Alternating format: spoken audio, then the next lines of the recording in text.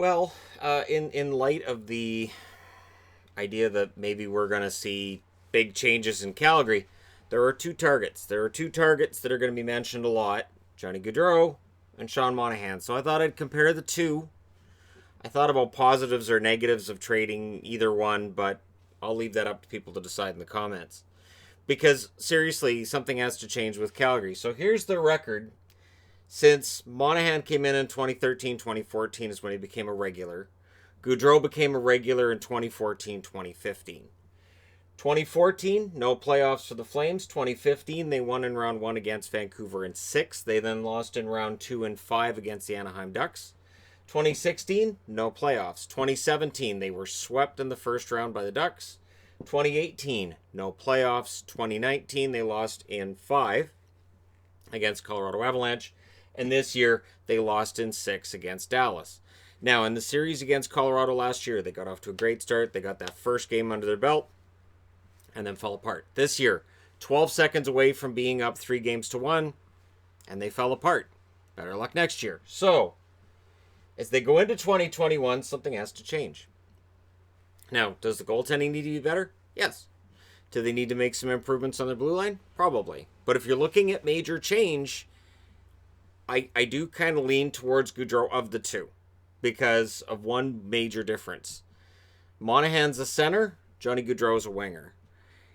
It's somewhat easier to replace a winger than a center. If you're an Oilers fan, you're probably going, I know. It's supposed to be easier to replace the wingers than the centers. So Johnny Gaudreau, 2018-2019 at 82 games, 36 goals, 63 assists, 99 points. Was being talked about at certain points of the season as being, in the same conversation as Connor McDavid. And then this year, 70 games, 18 goals, 40 assists, 58 points. Now, when you look at Monahan, his stats are almost in lockstep with Gaudreau's, so they're definitely connected.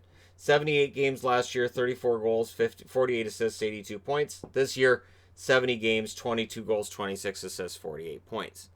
Now, the point totals are lower for Monahan in both seasons, by 17 the first year and by 10 the second year. When you look at age, Johnny Gaudreau just turned 27 on August 13th. Sean Monahan turns 26th, October 12th. So Monahan's the younger of the two. He's a center. If you want to look at who's likely going to get you a bigger return, it's probably Monahan, but then that would leave Backlund as their number one center. And I don't think that's going to be an idea that's going to fly with very many Flames fans either. Playoffs in their careers, they've both played 30 games. Monahan 10 goals, 11 assists, 21 points. Gaudreau 8 goals, 11 assists, 19 points. But this year's playoffs, and this is where the analysis is going to go through the roof. Monahan 10 games, 2 goals, 6 assists, 8 points. Gaudreau 10 games, 4 goals, 3 assists, 7 points. I thought Monahan was the better of the two, especially during the series against Winnipeg, but they both ended up below a point a game, and when they needed them last night against Dallas, neither player had that answer. Neither player had the pushback you're looking for. So the cap hit, $6.75 million until 2022 for Gaudreau, so he's got 2 years left at that cap hit. Monahan, $6.375 million until 2023. Again, Monahan's the younger player. He's signed to a lower cap hit for 1 more year. This player likely gets you a larger return than this player, maybe for that reason alone. If they decide to make that move, Monahan, again, if Brad Treliving wants to make a huge change, Monahan might be the one that gets you the largest return. And I don't know what that return would be. Because again, I don't know what the market's going to look like. We're looking at a flat cap. We're looking at an unrestricted free agent market we've never seen. Where not only are teams all looking at a cap that's not moving up, but they're looking at financial uncertainty for a long time to come. This isn't a situation where, well, we can sign a guy for $8 million and then, this year's flat, but it'll start going up next year. We have no idea. This could go on for quite a while.